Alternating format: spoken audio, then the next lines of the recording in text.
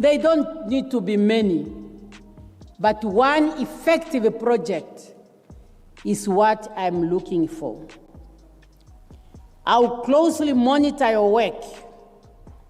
I want you to be available at all times to address challenges in your respective regions and in consultation with offices, ministries, and agencies. Welcome to the Global Gist, where we break down the stories that matter across Africa and beyond. Today, we're diving straight into a major shakeup in Namibian politics that's sending ripples across the continent. President Netumbo Nandi-Ndaitwah just delivered one of the most direct messages to government officials we've seen in recent years. Her words to newly appointed regional governors were crystal clear. They don't need to be many, but one effective project is what I'm looking for. I'll closely monitor your work. This isn't your typical political ceremony, it's a complete overhaul of how regional governance will work in Namibia, and it's happening right now. On March 7th, 2025, a new cohort of regional governors officially assumed their duties across Namibia's 14 regions. But this ceremony was more than just a changing of the guard. It was a clarion call for accountability, innovation, and results-driven governance that directly impacts the lives of ordinary Namibians. President Nandi-Ndaitwah didn't mince words when addressing these newly appointed governors. Her message was crystal clear. They don't need to be many, but one effective project is what I'm looking for. I'll closely monitor your work. This statement encapsulates the president's vision for a new era of governance. One where results matter more than rhetoric, where impact is measured not in speeches but in tangible improvements to citizens' lives. The president's address to the governors was both inspirational and sobering. She emphasized that the lack of implementation of government policies and programs under their responsibility would simply not be tolerated. This isn't empty political posturing. It's a fundamental shift in how regional leadership will be evaluated and held accountable. You should provide swift solutions to challenges in your regions, the president declared, setting the tone for what she expects from her appointees. This directive comes at a crucial time when Namibians are grappling with high unemployment rates, housing shortages, and the persistent divide between urban and rural development. The president's emphasis on teamwork and collaboration reflects a sophisticated understanding of modern governance. She expects these governors to work closely with communities, forge alliances with business leaders, and create constructive partnerships that strengthen efforts to address the needs of people in their respective regions. This collaborative approach recognizes that effective governance in the 21st century requires more than top-down directives. It demands genuine engagement with all stakeholders. One of the most striking aspects of the president's address was her emphasis on inclusive governance. She specifically mentioned the need for governors to work closely with regional councillors, local authorities, traditional leaders, churches, youth organizations, community leaders, and all stakeholders to develop and implement plans that reflect the pressing needs in each region. This comprehensive approach to stakeholder engagement isn't just politically astute, it's practically necessary. Namibia's diverse population, with its rich tapestry of cultures, languages, and traditions, requires leadership that understands and respects this diversity while working toward common goals.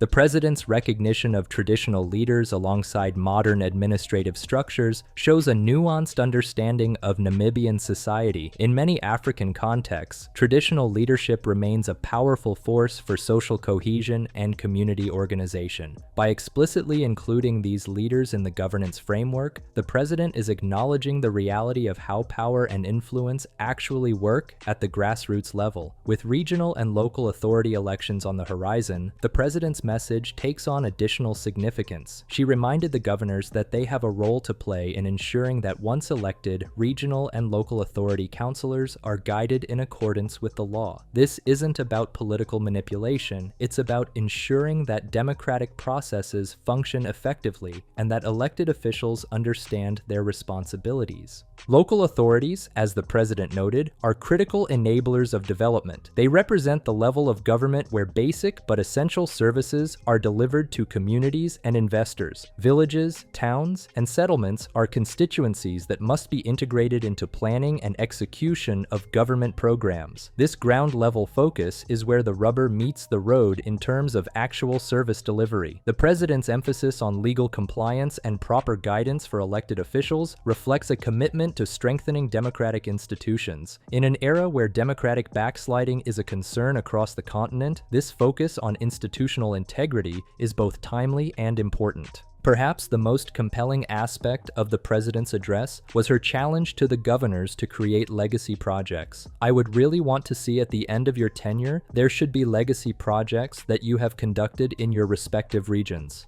she stated. "This isn't about grand monuments or vanity projects. It's about creating lasting positive change that outlives any individual's term in office." The president's clarification that these projects don't need to be many, but one effective project is what I'm looking for, shows a sophisticated understanding of how real change happens.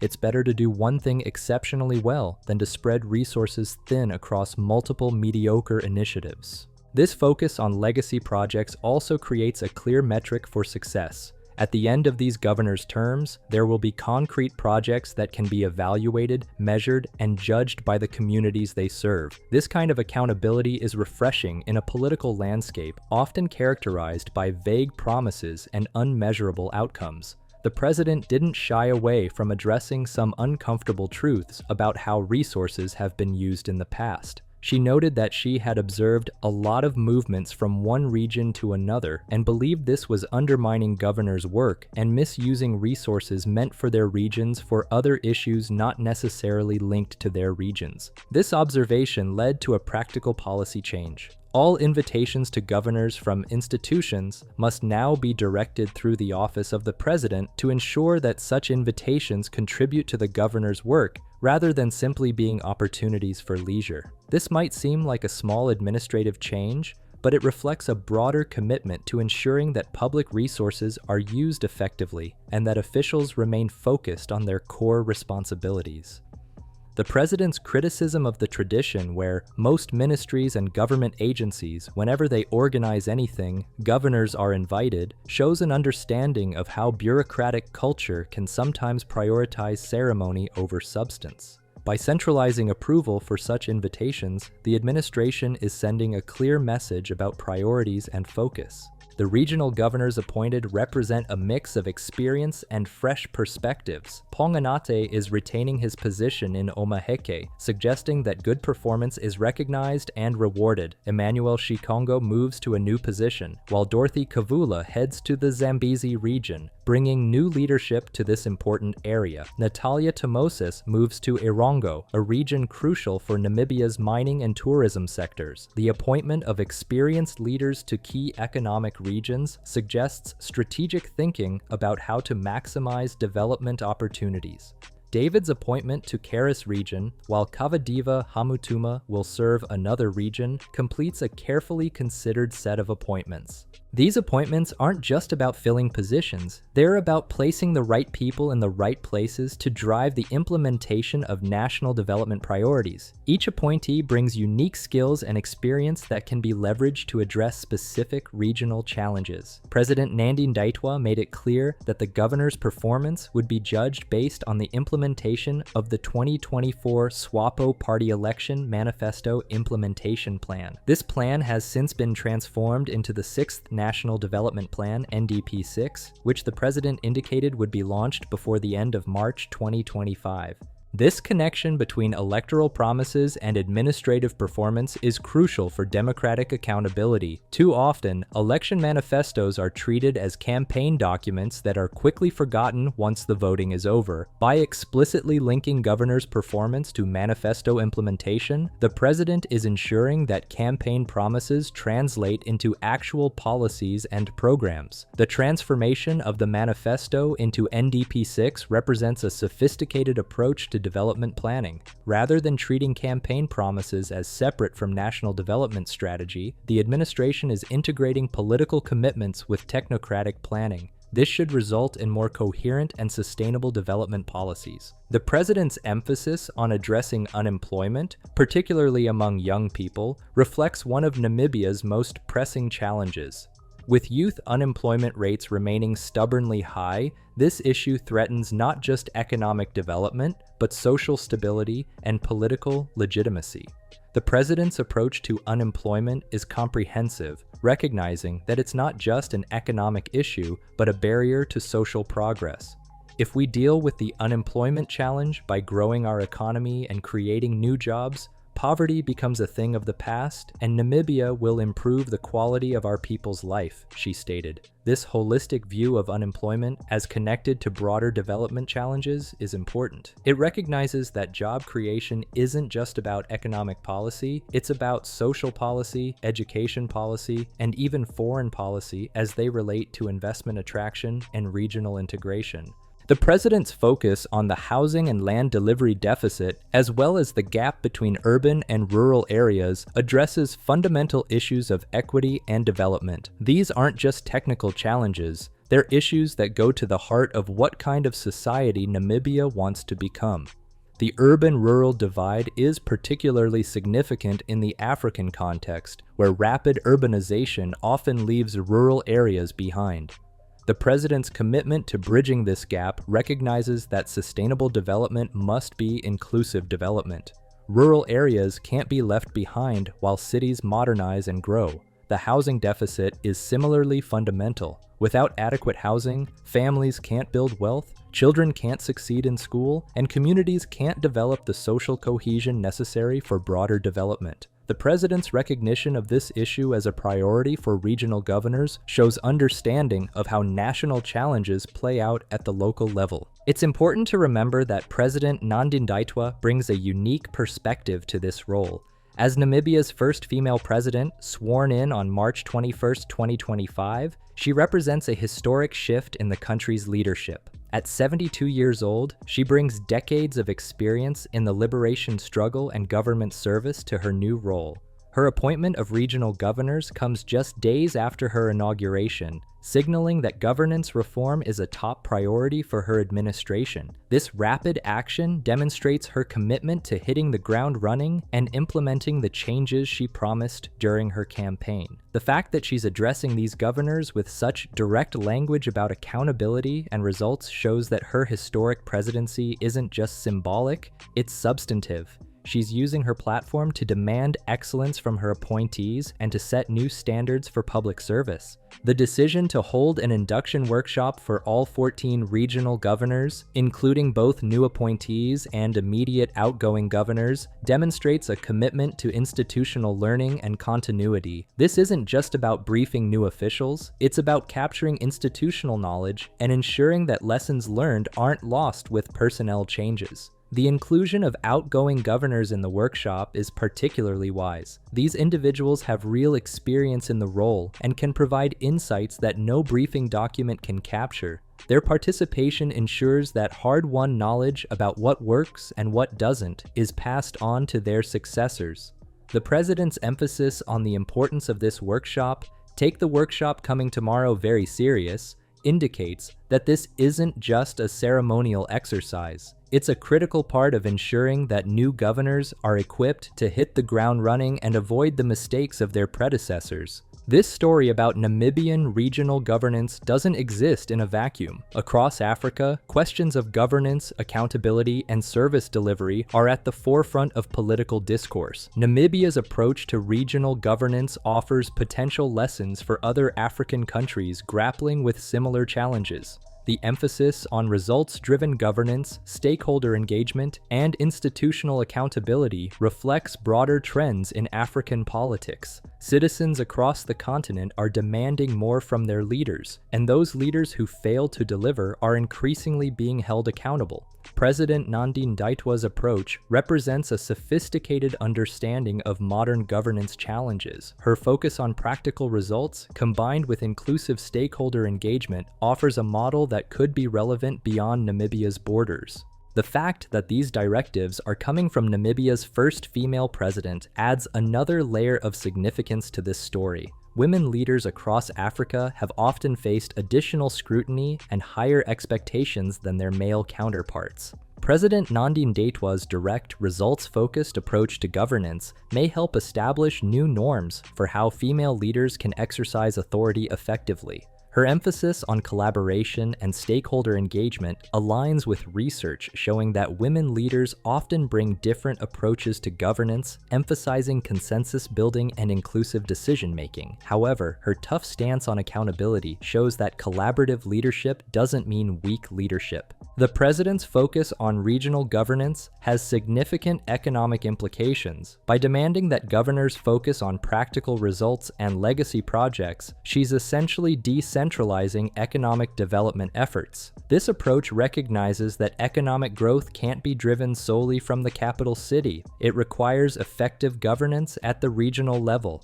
The emphasis on addressing unemployment and housing shortages through regional action could lead to more targeted, locally appropriate solutions. Different regions face different economic challenges, and empowering regional governors to address these challenges could lead to more effective outcomes than one-size-fits-all national policies. The success of this initiative will ultimately be measured not in the speeches given or the ceremonies held, but in the tangible improvements to citizens' lives. The legacy projects that emerge from each region, the unemployment rates that decline, the housing that gets built, and the gaps that get bridged between urban and rural areas, these will be the true measures of success. President Nandi-Ndaitwah's approach represents a sophisticated understanding of how governance works in practice.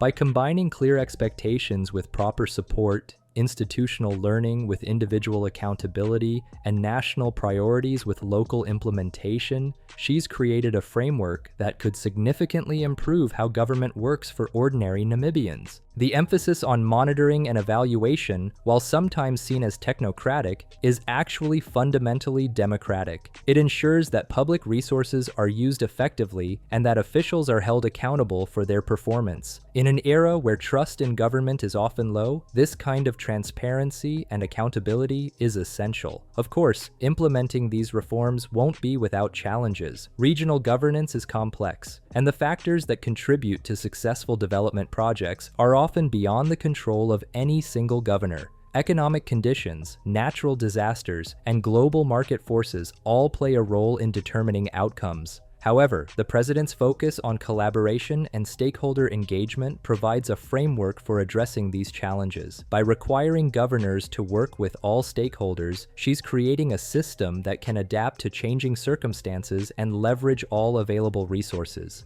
The emphasis on legacy projects also creates opportunities for innovation. Governors who know they'll be judged on concrete outcomes may be more willing to try new approaches and take calculated risks. This could lead to breakthrough solutions that can be replicated in other regions or even other countries.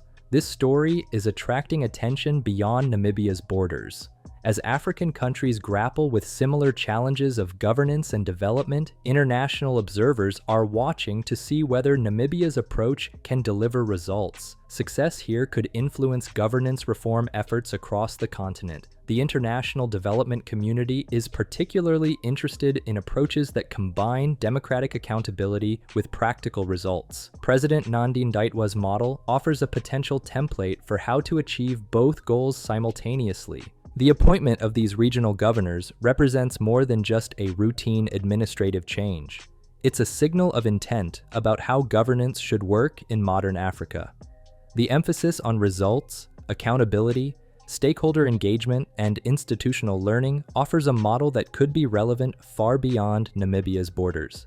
As we continue to follow this story, we'll be watching closely to see how these principles translate into practice. Will the legacy projects emerge as promised? Will unemployment rates decline? Will the gap between urban and rural areas begin to close? These are the questions that will ultimately determine whether this initiative succeeds or fails. The stakes are high, not just for Namibia, but for the broader African project of building effective, accountable governance. Success here could provide a model for other countries. Failure could reinforce cynicism about the possibility of reform. What we're seeing in Namibia today is governance in action, not perfect, but purposeful, not without challenges, but committed to meeting them. It's a reminder that behind every policy document and every political speech are real people trying to build better lives for themselves and their communities. President Nandi-Ndaitwah's approach offers hope that effective governance is possible, even in challenging circumstances. Her focus on practical results, combined with inclusive stakeholder engagement, provides a roadmap for how leaders can deliver on their promises to citizens. As reactions continue to pour in from across the continent, one thing is clear: Africa is demanding respect, sovereignty, and accountability in governance.